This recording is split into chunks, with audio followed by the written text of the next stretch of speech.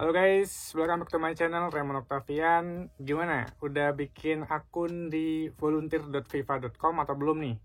Nah, kalau misalnya teman-teman udah mulai ngisi form gitu ya, mungkin teman-teman udah bisa lihat gitu. Di situ ada banyak pilihan posisi-posisi volunteering yang bisa teman-teman pilih.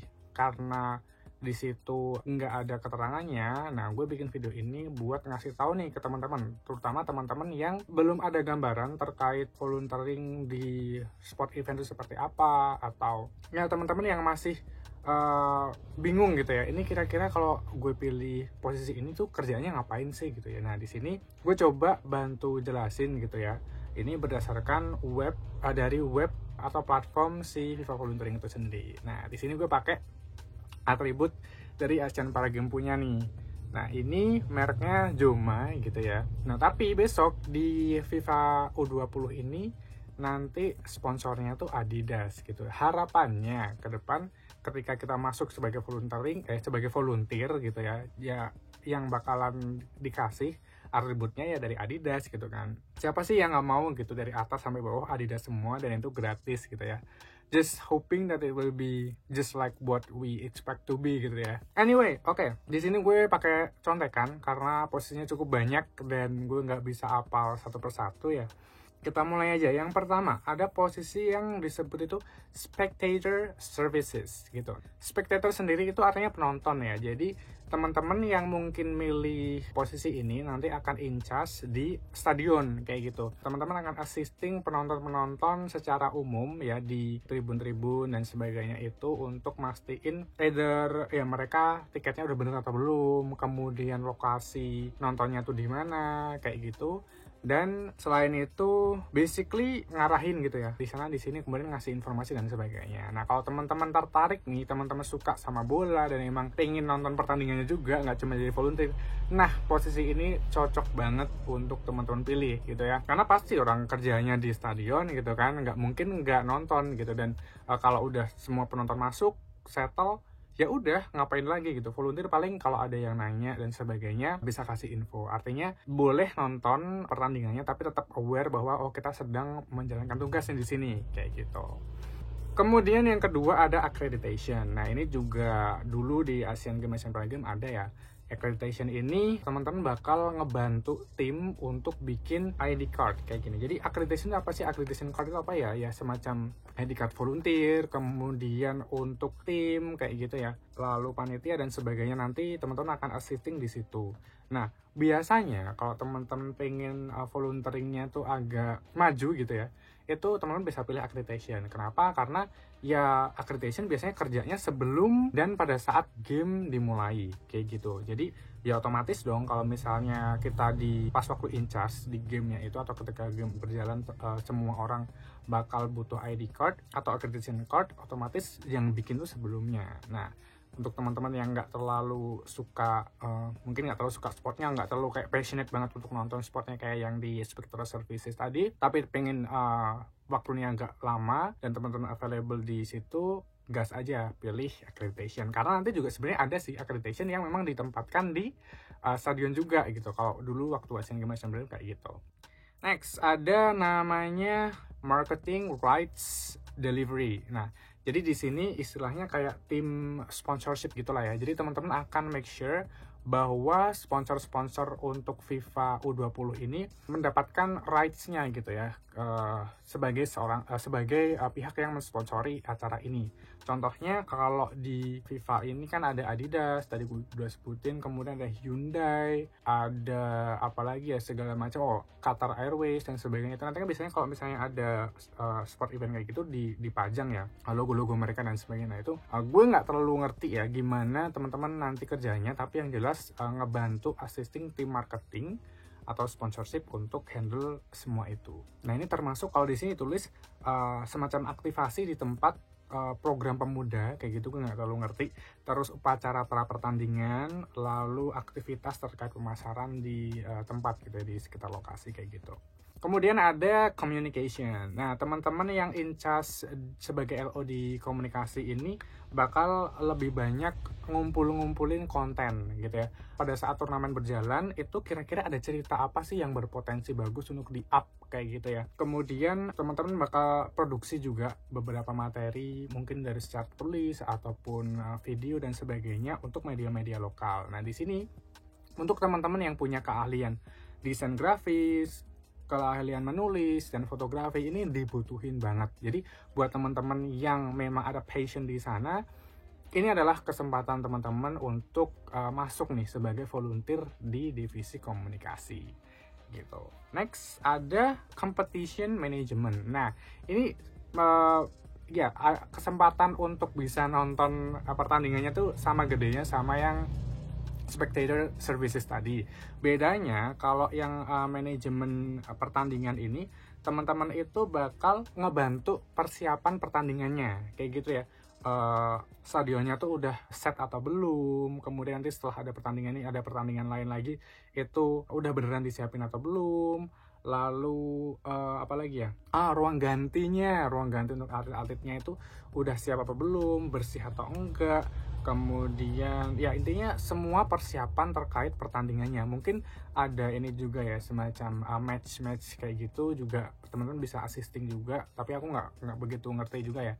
Yang jelas ya teman-teman akan berkutat di seputar pertandingannya, di lapangannya gitu ya. Lalu ada guest operation. Nah, guest operation ini apa? Guest operation itu adalah posisi di mana teman-teman bakal assisting tamu-tamu VIP gitu ya. Kalau di Asian Games Asian Para Games waktu itu namanya adalah protocol assistant.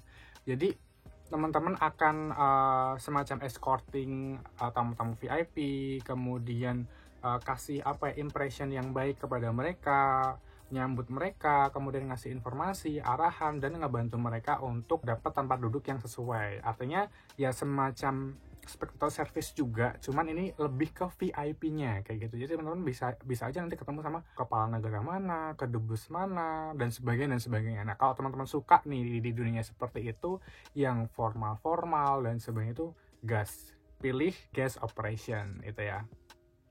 Kemudian ada information technology. Nah, ini memang yang namanya IT di mana-mana dibutuhin ya, tidak terkecuali di match atau pertandingan atau ya event olahraga kayak FIFA ini gitu. Jadi kalau teman-teman punya keahlian IT terkait koneksi jaringan ya intinya kayak yang berkaitan dengan per IT-an, itu teman-teman bisa masuk ke sini.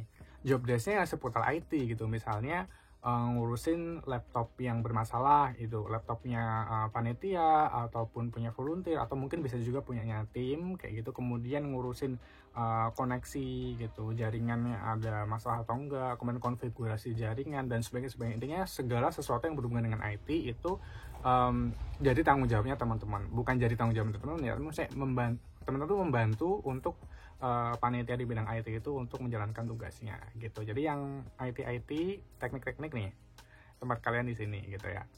Next ada lagi media operation. Nah, ini kayaknya 11-12 sama communication ya. Bedanya kalau yang di media itu bener-bener teman-teman akan in touch dengan para media gitu, awak media gitu ya, yang tribun media tuh di mana kayak gitu ya. Kemudian nanti ada area konversi pers, terus teman-teman bisa escorting awak media di situ. Kemudian ya intinya sebelum, pada saat dan sesudah pertandingan yang berkaitan sama media itu nanti teman-teman akan berkecimpung di situ gitu.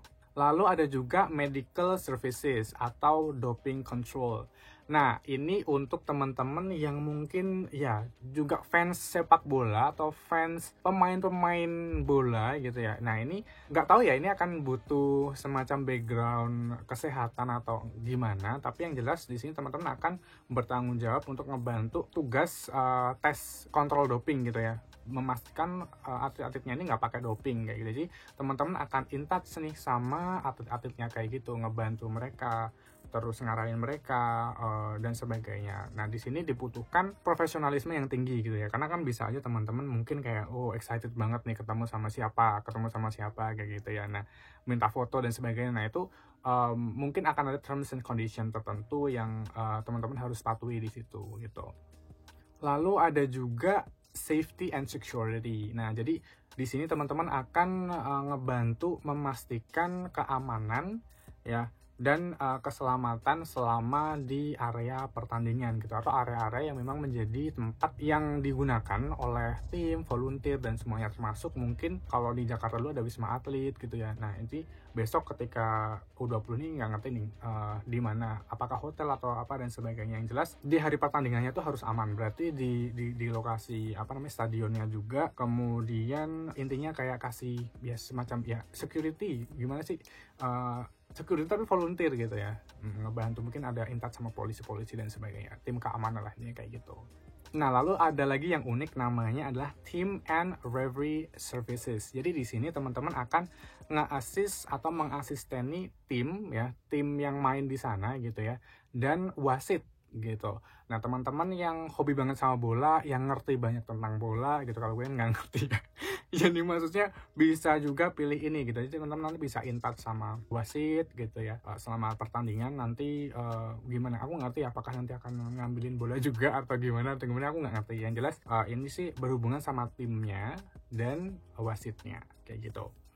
Lalu ada lagi tiketing. Nah, tiketing mah nggak perlu dijelasin panjang-panjang, yang jelas teman-teman itu nanti in charge di penjualan tiket kayak gitu. Lalu mengarahkan penonton ke gerbang masuknya tuh lewat mana. Kemudian bisa juga nanti ngebantu yang spectator services untuk ngarahin tempat duduk yang sesuai dan sebagainya.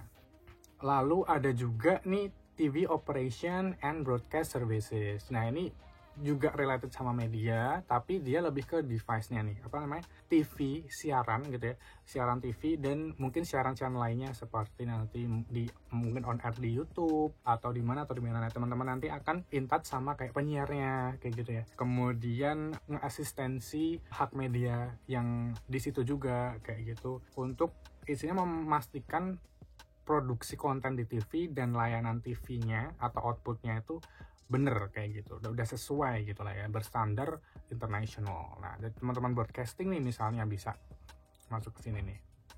Selanjutnya lagi ada volunteer management.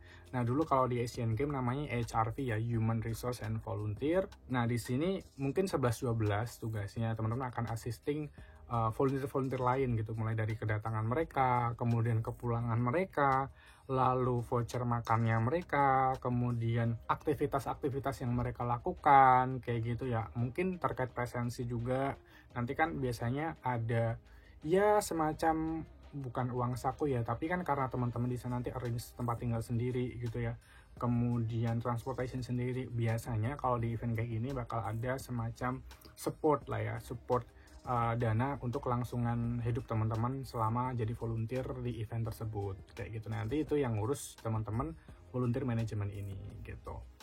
Next ada transport operation. Nah, ini udah jelas banget, nanti teman-teman akan ngebantu atau in charge di dunia pertransportasiannya gitu, dari misalnya nyiapin bis untuk kontingen, kemudian bis volunteer, nanti nyatet bis masuk, bis keluar, kemudian koordinasi ini bisnya udah mau berangkat nih gitu, terus yang di Wisma Atlet misalnya siap-siap gitu, atau yang di stadion siap-siap kayak gitu. Ini juga mungkin berkaitan sama departure and arrival ya, karena di sini kebetulan nggak ada departure and arrival gitu ya. Jadi mungkin ini include jadi satu di sini. Nah, dulu aku sempat di divisi transport juga ketika di Asian Para Games gitu ya, terutama yang di invitation turnamen itu kita ada di stadion, kemudian yaitu ada bis masuk, ini kontingen mana, nanti kita ditektokan juga nih sama yang ngeberangkatin mereka gitu. Nantinya kita make sure bahwa mereka akan sampai, terus jumlahnya nggak ada yang kurang dan sebagainya, terasistensi dengan baik. Kemudian kalau misalnya kontingen mau pulang, kita kontak nih bis yang ada di pooling transport gitu, karena ini mau pulang ya, tolong siapin bisnya dan sebagainya kayak gitu. Seru sih. Lalu yang terakhir di sini ada safeguard.